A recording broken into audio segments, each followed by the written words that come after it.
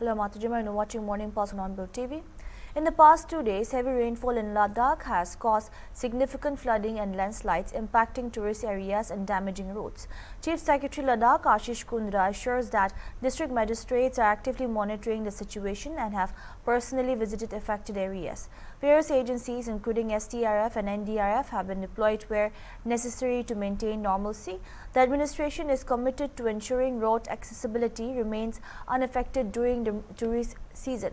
Tourists are advised to check with local authorities before proceeding to Leh or Kargil to avoid areas with road damage and to refrain from activities near Solan River to prevent any harm.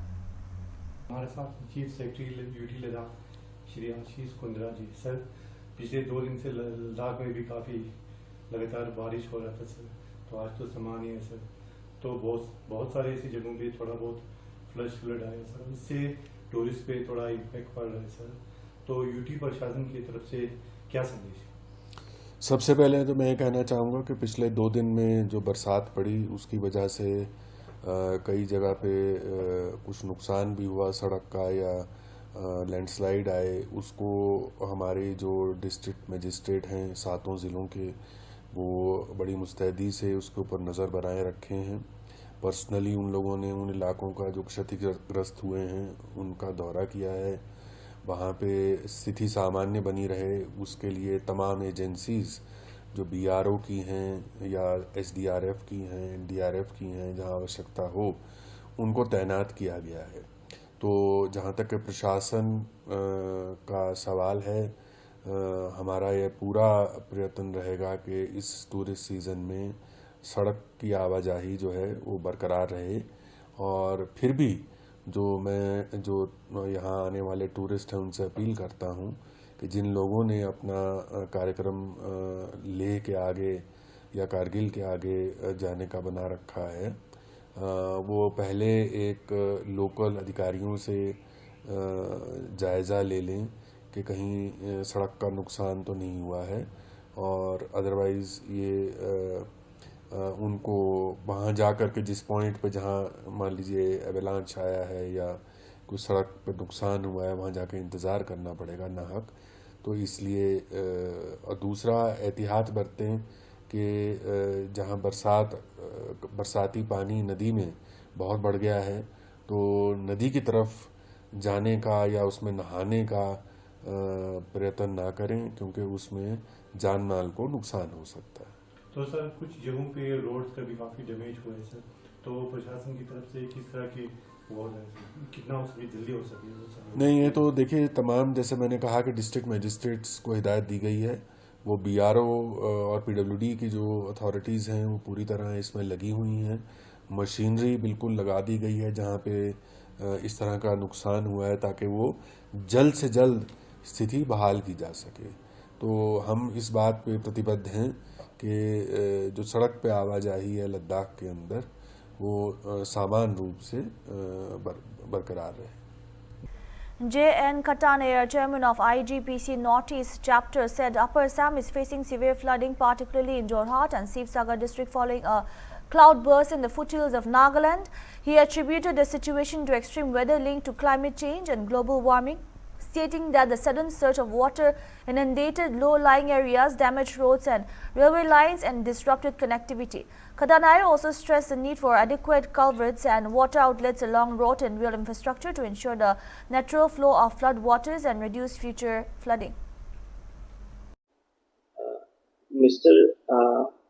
Khatanair, you have been working in cases related to flood and all. So, with your experience and acumen, we had some query. We wanted to ask you the recent flood tremor in Upper Assam, which has claimed many lives till date, and also loss of many property and all. What may be the reasons and what can be the solution?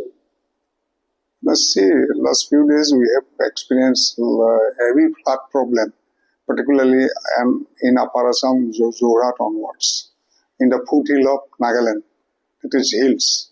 So, as I seen in the TV, there was a big cloudburst in the Nagaland hills area. So cloudburst and these things is a very dangerous natural phenomenon which frequently we are experiencing due to climate change, global warming, entire atmospheric changes in all over the world. So it happens in Nagaland also, and when it happens, generally heavy shower of rain fall on the ground, and particularly it falls on the hills, then rushing water comes suddenly and suddenly emerge entire low-lying area in the plain region. So it happens, last flood happens due to cloudburst in Nagaland, so from my knowledge, and immediately submerge all the adjoining areas in the foothill, and water generally flowing from top to bottom. So it flows from the hills to the plain and going towards the nearest lowest point, maybe up to Brahmaputra. So already there are natural streams, no doubt. We have so many natural streams. But why it happens suddenly? Because it is due to cloudburst. So cloudburst is a dangerous phenomenon, dangerous disaster, which we could not manage, could not control, could not divert. So it has to be happen. And now we feel that there are a lot of number of rail lines and roads are washed away. So for this kind of natural disaster to manage, we have generally railway track and roads act as an embankment for the flowing water.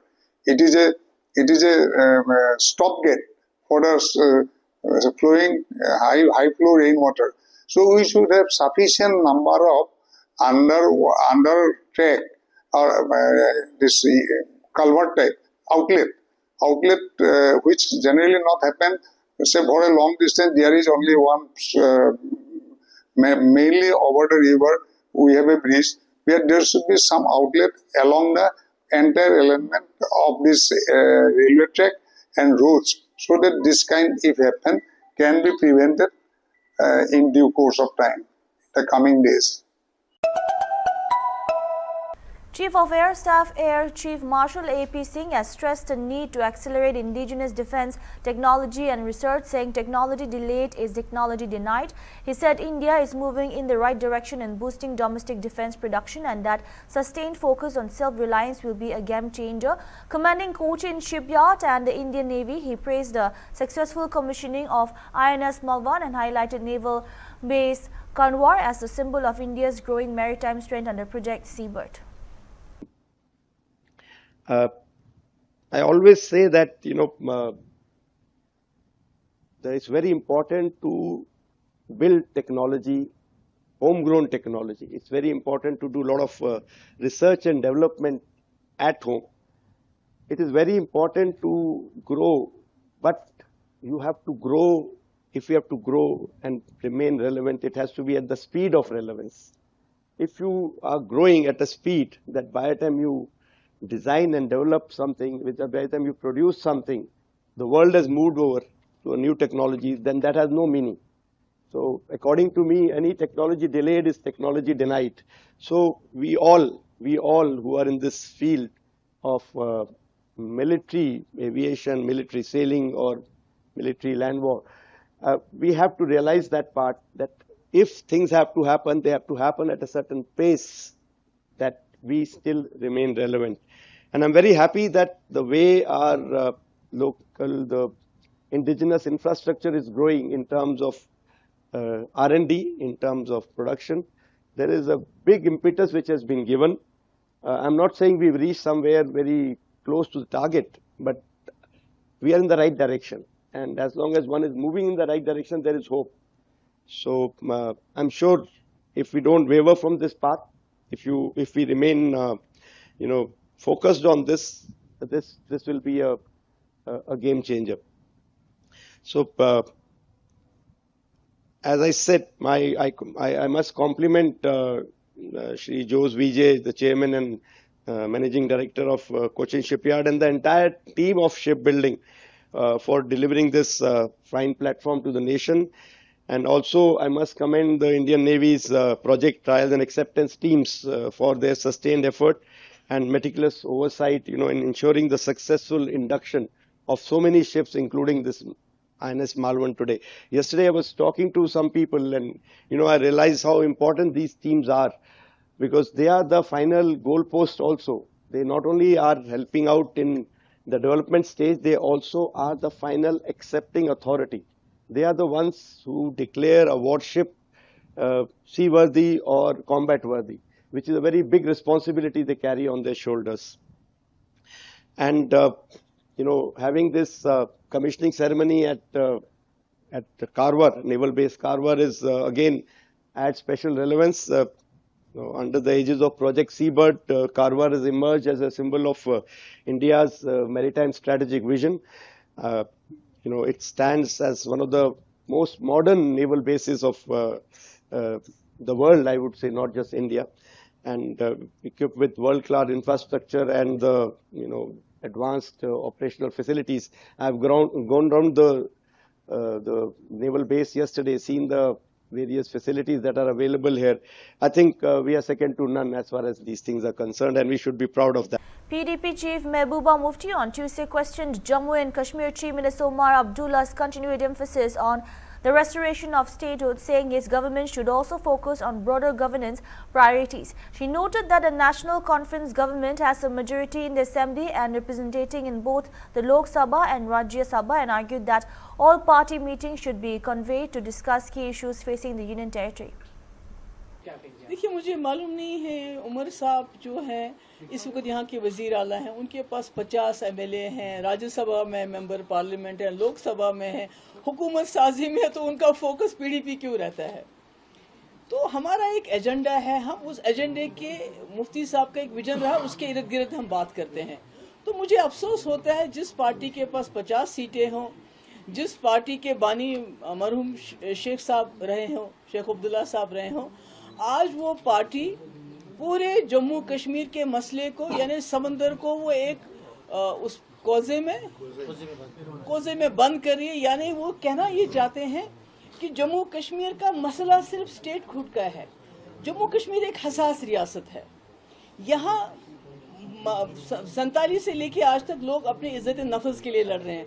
आज जब एक chief minister, उसकी सरकार जिसकी इतनी brute majority है, जब वो ये कहते हैं कि जम्मू कश्मीर का हर मसला स्टेटहुड से हल हो जाएगा, मुझे लगता है ये लोगों के साथ नाइंसाफी है। तो वही बात मैंने उनसे गुजारिश की थी, मैंने उनको कहा था ऑल पार्टी मीटिंग बुलाइए, उसमें अगर यही फैसला होता कि भाई हमने स्टेटहुड पे दिल्ली जाना है, तो शायद मिलजुल के ये फैसला करते। तो मुझे लगता है जम्मू कश्मीर के लोगों को, उमर साहब को जो मैंडेट मिला है, वो खाली स्टेटहुड के लिए नहीं मिला है, वो मुझे लगता है एक बड़े मसले के लिए, बड़े मुश्किलात दूर करने के लिए मिला है। और उसमें हम उमर साहब को बार बार याद दिलाते रहेंगे, वो गुस्सा करते रहेंगे, हम फिर भी उनको याद दिलाते रहेंगे।